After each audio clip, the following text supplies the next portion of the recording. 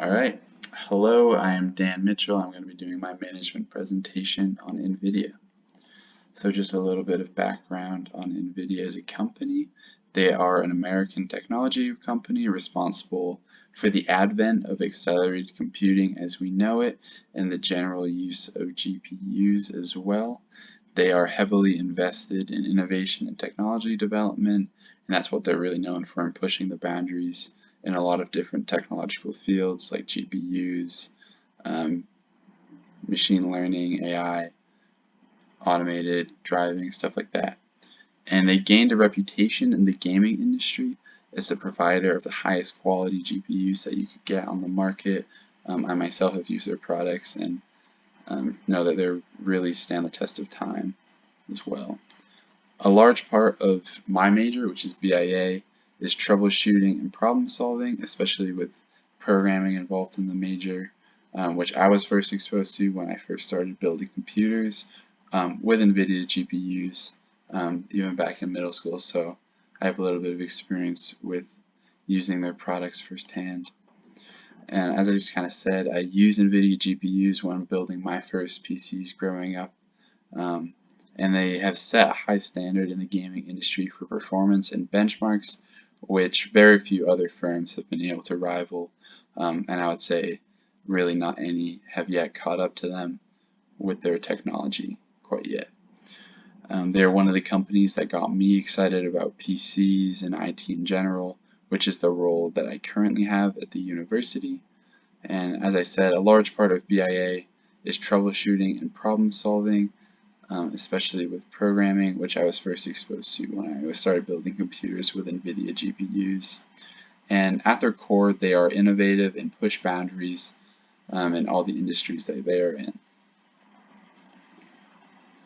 So for their ideal talent and qualifications, they really value candidates and employees with strong educational backgrounds, such as masters or PhDs preferably, in things like electrical engineering or computer science, knowledge of things like machine learning, AI, software development, deep learning, and neural networks are skills that are highly valued, as well as things like hardware design and knowledge of CUDA, which is their native programming languages and platform for their GPUs, which they released back in 2006 as a software package. And it's important to note that these are for their more technical roles, but there are more business-oriented roles which my CV and experience in education will apply to more directly, which I'll go over in a second. So my dream role within NVIDIA would be as part of their machine learning team. However, that requires a master's or a PhD in something like electrical engineering or computer science, which is unlikely to happen in my educational future, just because I'm not really interested in going to that level of school or swapping my field of education that much. But there are roles available that I could be qualified for in the future, such as collections specialist or software analyst, which my degree in information analytics and experience in minor in finance would apply to. And I could see myself going into collections software after transitioning from more general financial services consulting, which I'll be working in this summer just because I find the industry and technology really interesting, and I've had some experience with that so far. So for my life's purpose, I kind of want to make the most out of what I've been given. I think that everybody has a given set of skills and abilities that they can use and hone to provide for the people that they care about. And that's kind of my life mission as well. I just want to make a positive impact on the world and the people around me. And I don't necessarily mean that I have to become really famous and influential, but simply just doing the best with the resources that I have to make a positive impact on who I care about and the people around me. And I can't really be certain on exactly what my vocation will be as a junior in college, but as of right now, it looks like financial services technology is what I'll be going into. In this industry, I have several ways that I can impact the world and make a difference.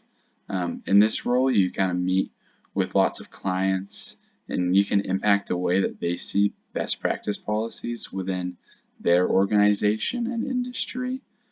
So that means that if you're meeting with lots of clients, you can really impact many more people's views, and therefore have a big impact as well.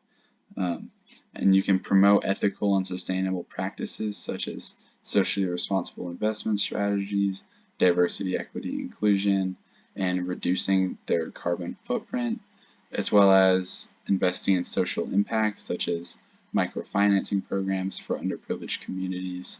So if I was able to kind of make my clients see the value in these things and have them impact their corporate culture, I could have an even bigger impact and kind of have a butterfly effect down the road.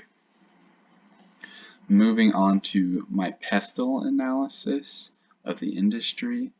So NVIDIA is involved with developing technologies like AI, autonomous driving, and many others, which the governments could set regulations around data and privacy, so they'll have to be pretty careful about that. NVIDIA also relies on TSMC in Taiwan, whose operations could be threatened if mainland China invade them.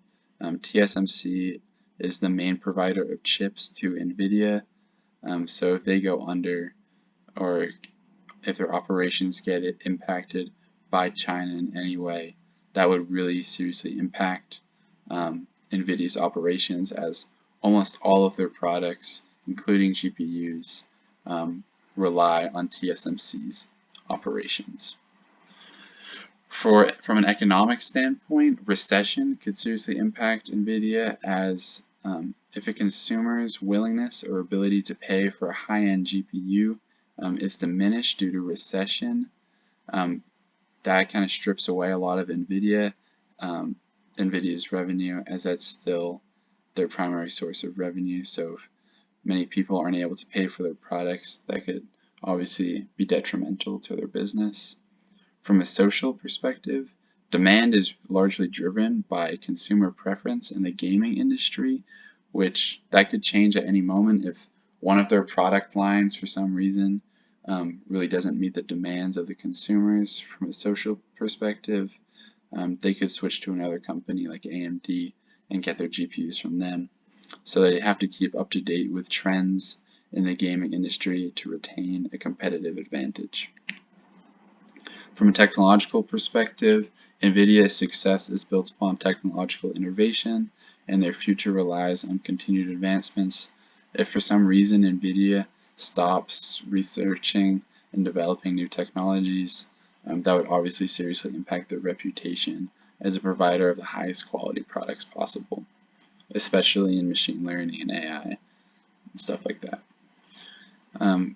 NVIDIA does need to prioritize sustainable practices to maintain its reputation. Modern consumers really look for products that fulfill those green needs regarding the environment.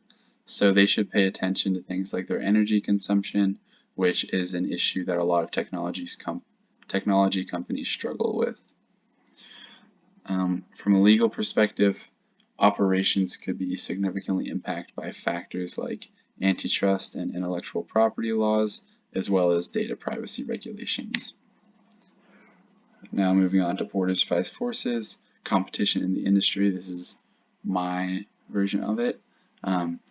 For the business-oriented roles that I have seen, I will stack up well against others after a few years of work experience, especially if I stick with EY and work in their collections team.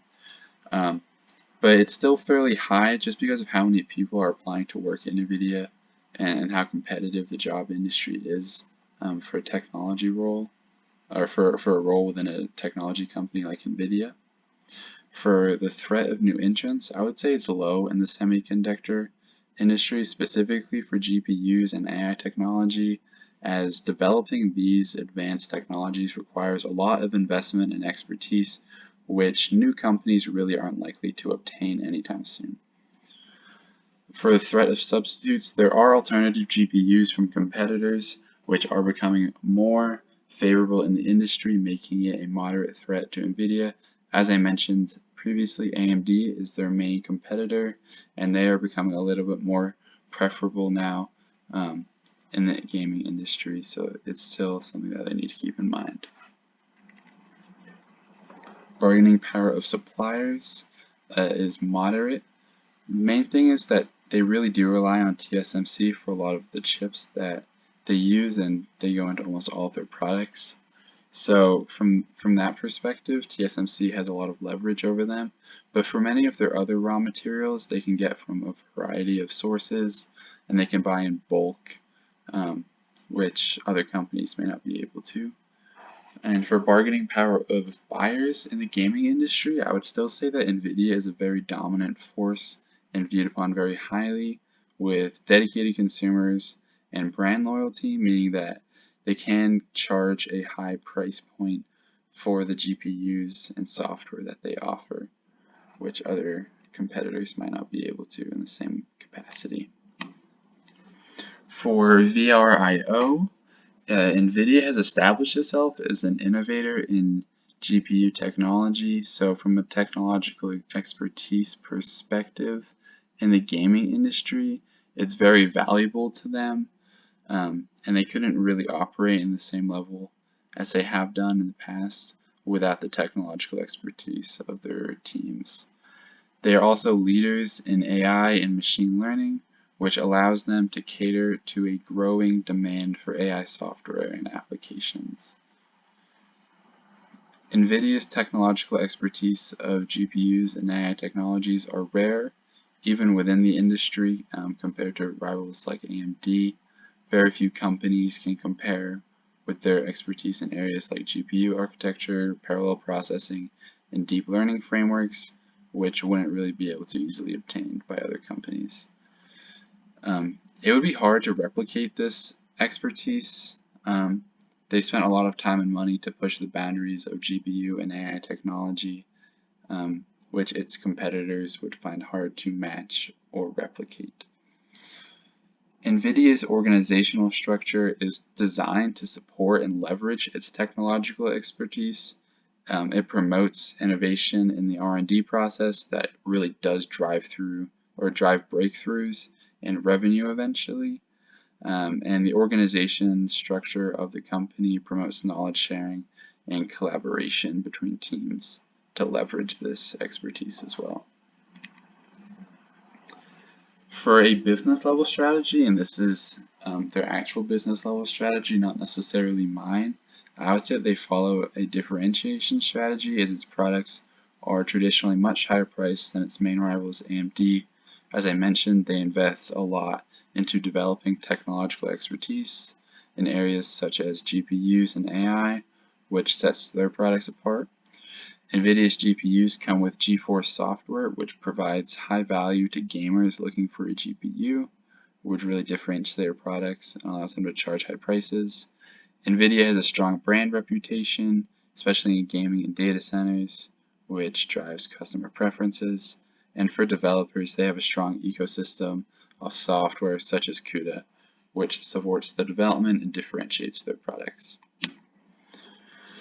So for my business level strategy, I would say I would want to employ a differentiation strategy by working for a top firm like EY, which I will be doing this summer, and gaining a few years of experience in maybe collections or other financial services technologies before applying for a position at NVIDIA.